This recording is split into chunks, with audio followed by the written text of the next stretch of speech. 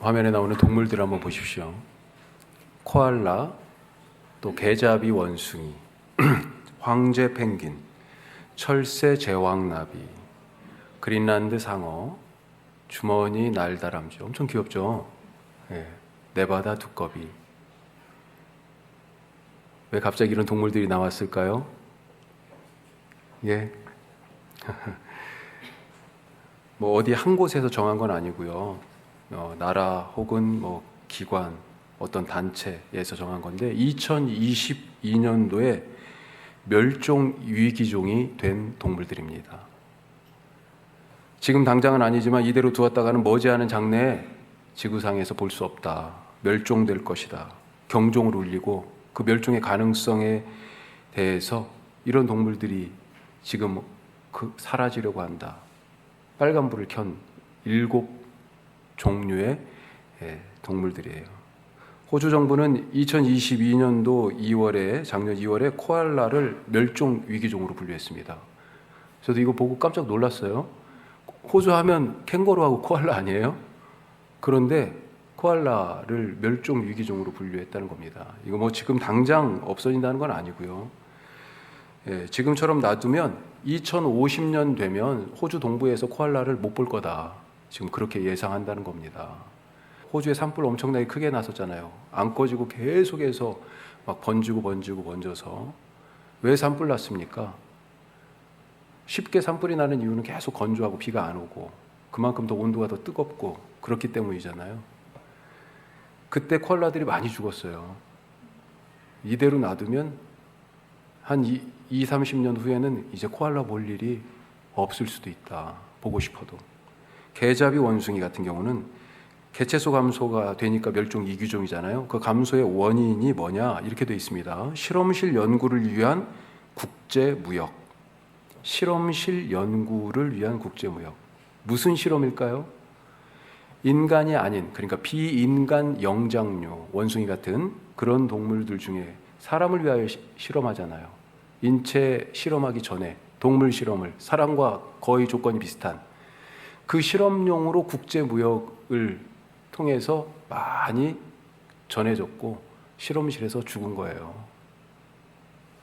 인간의 건강과 장수를 위해서 목숨 버린 개잡이 원숭이. 철새 제왕나비, 이런 경우는 10년 새 개체수가 72%나 줄었다고 그럽니다.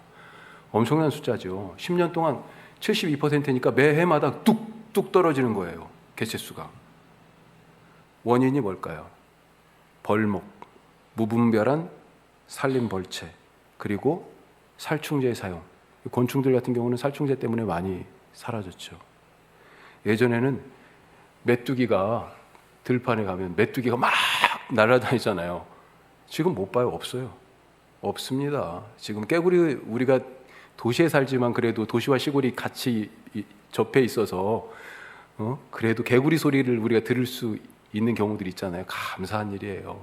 감사한 일이에요. 정말. 우리나라에도 꿀벌 실종 사건 들어보셨죠? 처음 듣습니까? 꿀벌 실종 사건. 올해 작년에 비해서 약 78억 마리 정도가 꿀벌이 사라졌답니다. 퍼센테이지로 50%, 누구는 한 70% 정도의 꿀벌이 없어졌다. 그렇게 얘기합니다. 과수농가가 그래서 비상이래요. 서로 이게 꿀벌이 왔다 갔다 하면서 수분을 해야 열매를 맺는데, 중요한 이유 중에 하나가 여러 가지가 있습니다만 이것도 살충제 역할이 커요. 그런데 또 중요한 원인 중에 하나가 꿀벌이 온도 변화에 민감한 변온동물이라는 거예요. 꿀벌 실종 사건의 범인 중에 하나가 기후위기다라고 하는 것입니다. 동물뿐만 아니라 우리 인간도 너무나 많은 죽음의 위험에 노출되어 있습니다. 사고와 질병, 전쟁과 가난, 그로 인한 굶주림, 학대와 폭력. 요즘은 진짜 묻지마 그런 폭력이 왜 이렇게 많아요.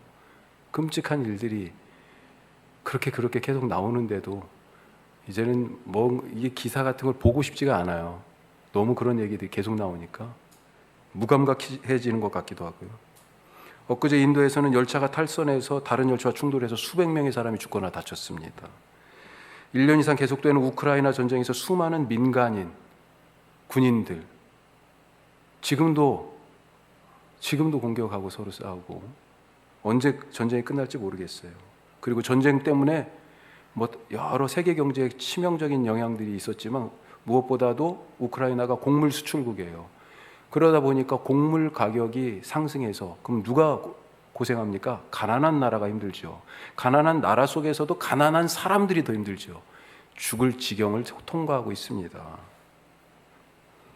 당장은 경제적이고 깨끗한 에너지다 그렇게 말하지만 아직도 폐기물을 제대로 처리할 그런 제대로 된 방법을 갖지 못해가지고 골머리를 앓고 있는 원전 문제, 요즘 논란이 되죠. 아직도 접근이 통제된 체르노빌 원전 사고의 그 부지, 그런데 최근에는 후쿠시마 원전 오염수 방류 문제로 아주 지금 모두가 다 민감해하고 있지 않습니까? 이게 다 생명과 직결되는, 생명을 위협하는 그런 환경 속에 우리가 살고 있다는 겁니다.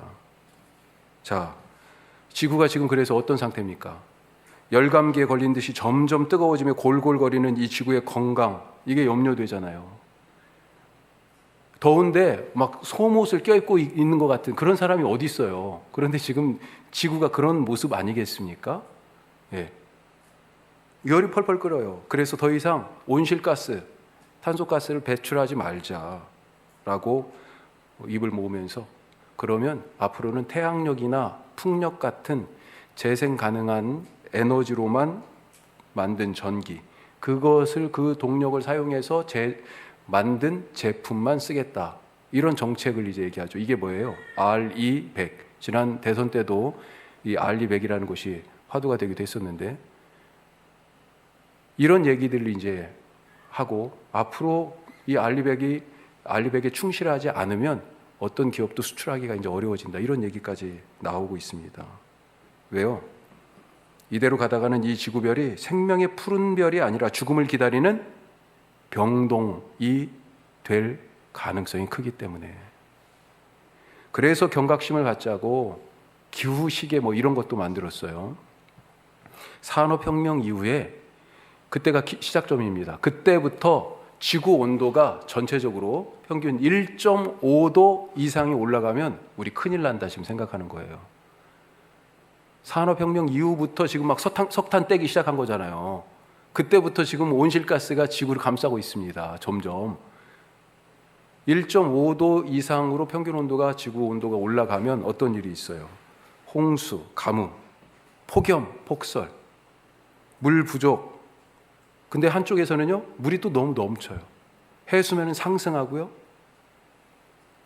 이런 기후 재앙이 일어나게 되는데 그 횟수가 빈번해지고, 한번 일어났다 하면 규모가 엄청나진다는 거예요. 인간이 피할 수 없는, 마치 하나님의 심판을 경험하는 것 같은. 우리가 사실 태풍 한번 막 그렇게 지나고 가면, 야, 하나님이 심판하시면 이런 것일까? 그 우르릉 쾅쾅하는 천둥 소리에 그냥 갑자기 막 오싹오싹해지잖아요. 전 세계에 이 여러 기후 시계가 있는데 우리나라의 대구에도 있답니다. 이 기후 시계가 앞으로 1.5도까지 올라가는데 얼마 남았다. 세 번째로, 세계 세 번째로 만들었대요. 근데 맨 처음 만든 곳이 베를린인데 제가 준비하면서 찾아봤어요. 그러면 1.5도 올라가는 데까지 얼마 남았다고 지금 시계가, 베를린에 있는 기후 시계가 가르치냐? 6년 1달 18일 정도밖에 안 남았다는 겁니다. 이거 무섭지 않습니까? 이거 걱정스럽잖아요. 6년밖에 안 남았어요. 왜 이렇게 되었습니까? 이 지구별을 우리가 너무 마음대로 사용했기 때문에 그런 것 아니에요?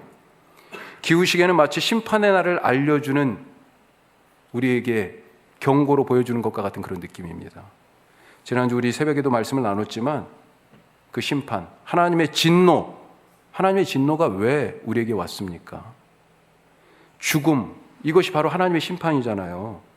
지금 온 지구에 이 죽음의 막 그림자가 가득하지 않습니까?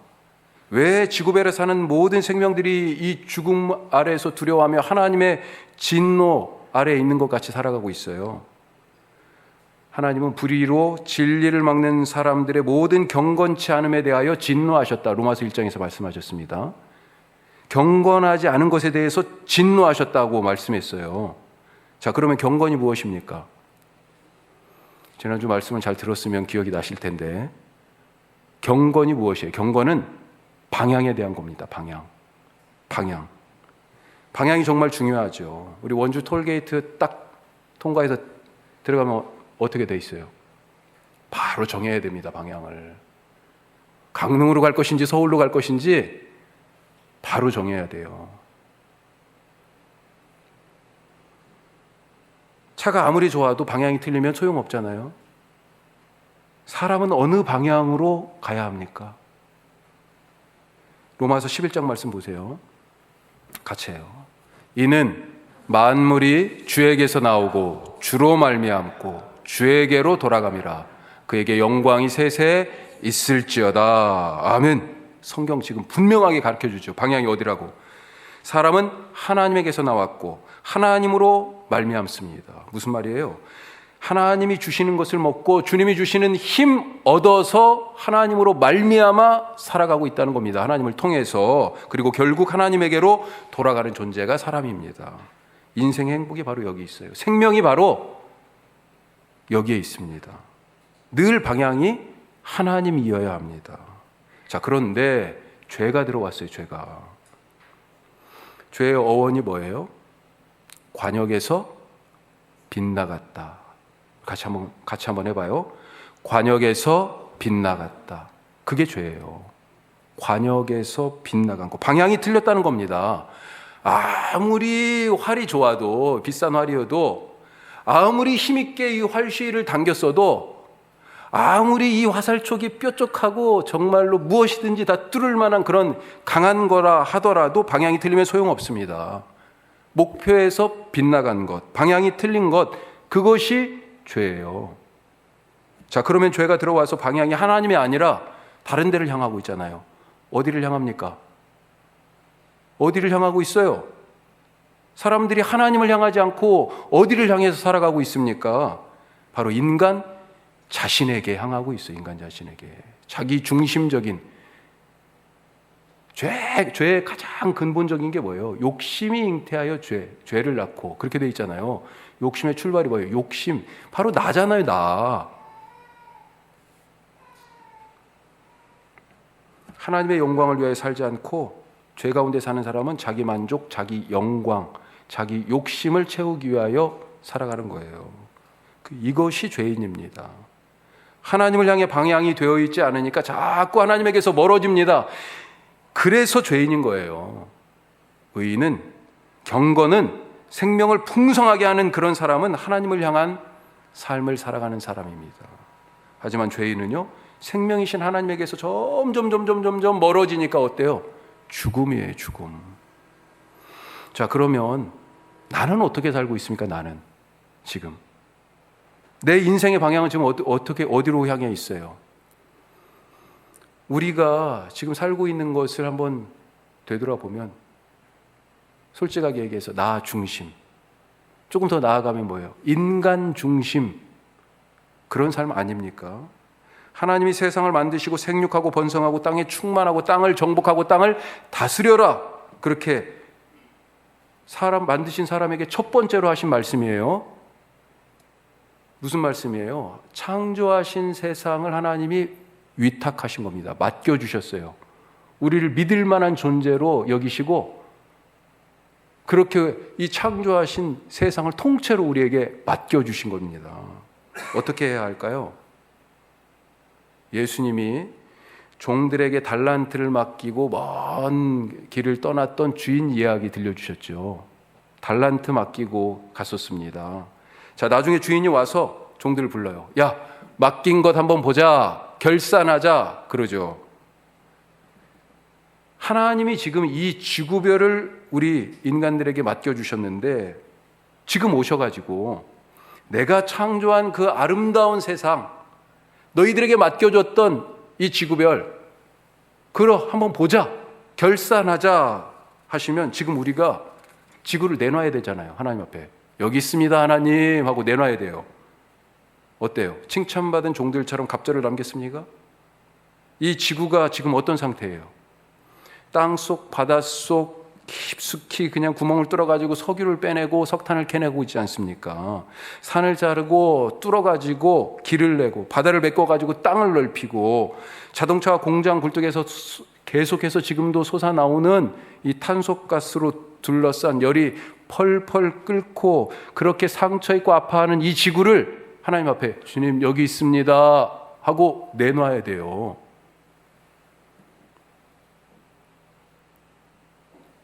우리만 생명체고 지구는 생명이 없어요? 어떻게 생각하세요?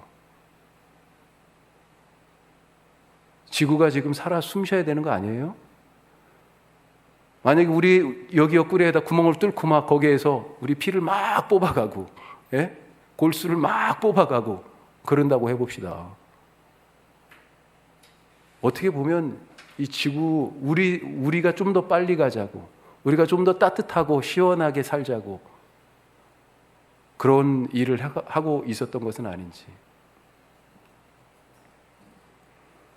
우리가 이 지구를 하나님 앞에 딱 내놓으면 하나님이 어떤 말씀하시겠어요? 웃으시면서 야 착하고 충성된 종아 아주 잘했네 이러시겠습니까? 아니면 악하고 게으른 종아 하면서 꾸짖으시겠어요? 하나님이 우리 마음대로 우리 위해 쓰라고 이 창조세계 지구별을 맡긴 것이 아니지 않습니까? 이 세상이 존재하는 이유는 하나님입니다. 하나님.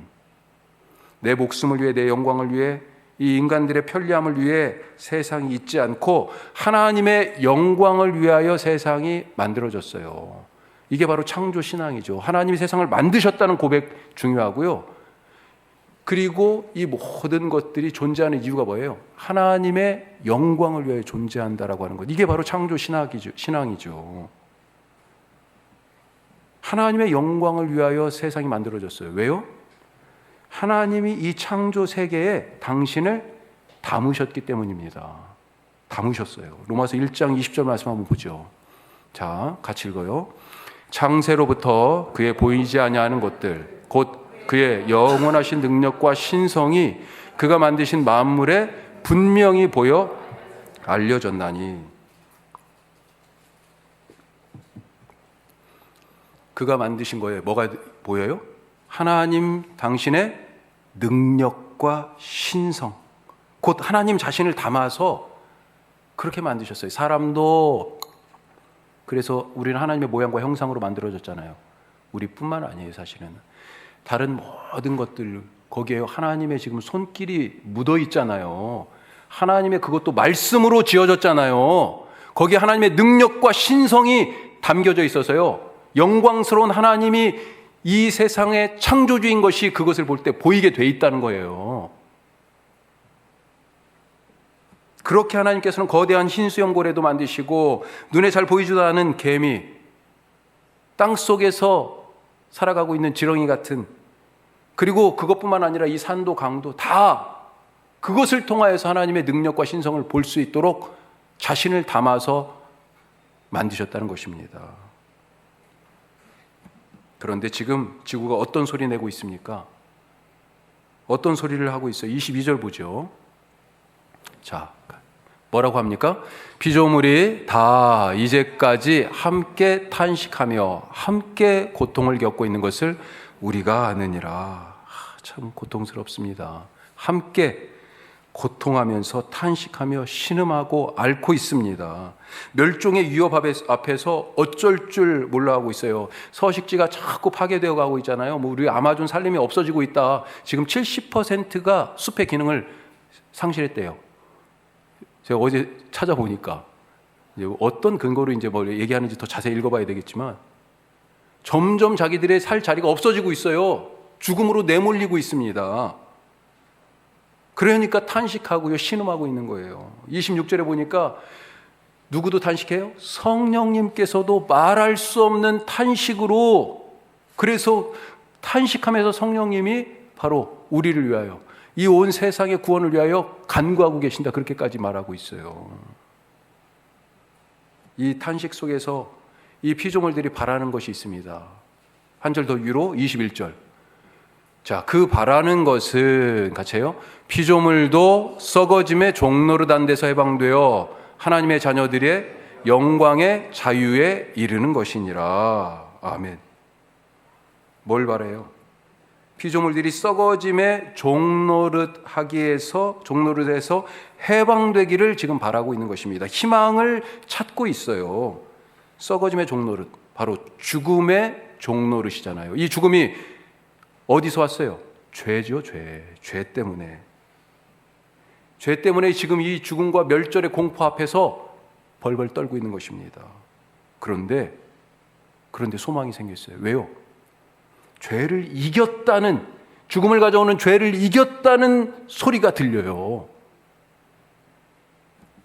죽음을 가져오는 죄로부터 자유케 되는 존재들이 있다는 거예요.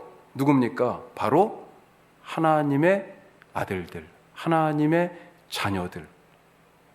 그래서 희망을 바로 거기에서 찾아요. 19절 말씀 보세요. 오늘 말씀이 시작하는 서두, 이 피조물들이 결국 궁극적으로 고대하는 건 뭐예요? 바로 죽음을 이긴 그 사람들, 죄를 이긴 그 사람들, 죄로부터 자유한 바로 그 사람들. 여기는 하나님의 아들들이라고 표현되어 있는데요, 하나님의 자녀, 하나님의 딸과 아들들이죠. 다 같이 읽어요. 피조물이 고대하는 바는 하나님의 아들들이 나타나는 것이니,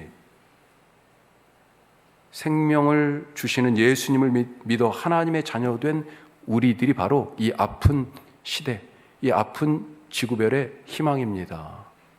우리를 기다리고 있어요. 우리를. 그 속에서 이 썩어짐의 종로를 하면서 죽음을 목전에 둔 그 생물들이, 이 지구가 탄식하면서 신음하면서 하나님의 아들, 딸들이 나타나기를 기다리고 있습니다. 우리는 하나님께서 주신 은총 가운데 살고 있어요. 자, 이 은총을 색깔로 표현하면 어떤 색깔일까요? 두 가지로 얘기해 볼 수 있는데, 하나는 녹색, 하나는 붉은색, 적색.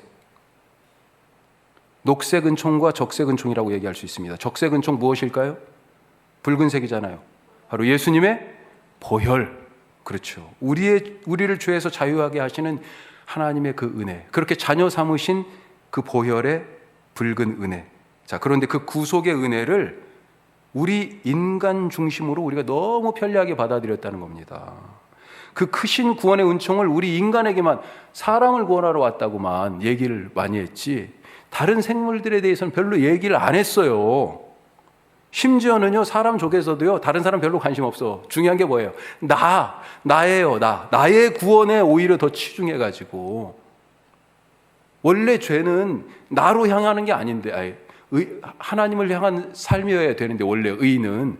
그런데 아니, 구원을 받았다고 하는 사람의 삶의 모습이 자꾸 나의 복, 나의 이렇게 가고 있는 거예요. 뭔가 조금 문제가 있죠. 나의 구원, 우리 인간끼리만의 구원, 여기에 하나님의 이 보편적인 은혜와 사랑을 가두어 버린 것은 아니었는지, 예수님의 십자가에서 흘리신 그 보혈, 그 구원, 그것은 나의 것만 아니고 우리 인간들의 것뿐만 아니라 이 세상 모든 역사와 시간을 통틀어서 모든 것을 온전하게 회복하고 구원하는 그 일이다라고 하는 것이죠. 자, 그동안 우리가 하나님의 이 적색 은총 받는 데는 너무 열심이었습니다. 하나님 나를 구원해 주셔서 너무 감사합니다. 거기에서 멈추고요. 그 다음에는요, 그것으로 인하여서 내가 받을 복, 거기에만 관심이 더 많지 않았습니까? 그런데 녹색 은총 어땠어요? 너무도 그러면서 무관심했잖아요. 어떻게 해야 우리가 이 녹색의 은총을 누릴 수 있겠습니까? 가장 중요한 것은 계속 말씀드렸지만, 인간 중심성에서 벗어나야 한다. 인간만이 하나님의 피조물이 아니라 온 세상이 바로 하나님이 지으신 것이다 라고 하는 것을 깨닫고 같이 함께 살 노력을 해야 된다는 거죠. 하나님께서 당신이 지으신 이 세상 보시고, 사실 다른 피조물들이 우리 형님들이 다 먼저 만들어졌잖아요. 그렇죠? 우리보다 먼저 태어났어요. 다 하나님에게서. 첫날, 둘째 날, 셋째 날, 넷째 날 다 만드시고 나서요, 하나님이 창조의 일을 다 만드시고 나서 다 보시고 뭐라고 그러셨어요? 보시니 좋았다. 야, 좋다. 하나님이 좋다고 하세요. 예? 왜 그렇습니까? 당신 손으로 만들었잖아. 당신의 그 말씀으로 만들었잖아요. 당신의 사랑을 거기에다 불어넣으셨잖아요. 자신의 능력과 신성이 깃들게 하셨잖아요, 거기에. 그래서 좋은 거죠. 그래서 우리도 이 뒷산 보면서 어때야 돼요? 하나님의 높고 크고 위대하심을 알고 이 산과 더불어서 그 안에서 사는 수많은 나무와 꽃과 동물과 곤충들과 더불어서 하나님 우리에게 좋다 하신 그 말씀을 듣고 우리도 하나님 좋아요 하고 이렇게 얘기할 수 있는 그런 하나님을 찬양하고 예배하는 일이 우리의 삶 가운데서 있을 수 있기를 간절히 바랍니다. 문제는 뭐예요? 문제는 이 모든 피조물들이 기다리고 있는 게 하나님의 자녀들의 출현인데 문제는 우리가 과연 그들이 기다리는 하나님의 자녀들이냐라고 하는 거예요. 어떻습니까? 먼저 죄를 이기는 십자가와 부활의 복음이 우리 안에 있을 수 있기를 간절히 바랍니다. 그렇게 예수 잘 믿어서 하나님의 자녀가 되어서 받은 복이 뭐예요? 구원이잖아요. 구원이 다른 말로 뭡니까? 생명이죠. 우리가 받은 복이 다른 게 아니고요. 생명이에요. 그 생명을 이제 어떻게 해야 돼요? 하나님께서 아브라함에게 너는 이제 복이다 이랬잖아요. 이게 뭡니까? 너만 살았어 이게 아니고요. 너를 통해서 다른 사람들이 구원받을 거야 라고 하는 얘기잖아요. 하나님이 아브라함에게 생명 주신 이유는 그 생명을 모두에게 나누어서 하나님이 생명 주시는 분이다 라고 하는 것을 알리고 그 생명으로 살도록 하기 위해서 그런 거잖아요. 하나님의 자녀가 되어서 예수 믿어서 받은 복이 뭐예요? 바로 생명의 복입니다. 세상을 생명으로 풍성하게 하는 것. 그 사람이 바로 복이에요. 복.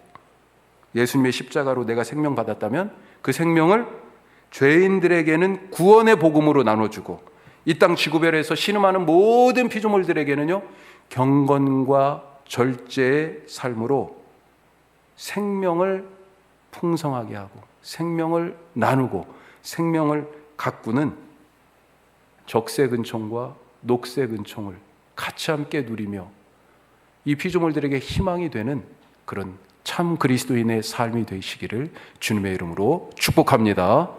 기도하겠습니다.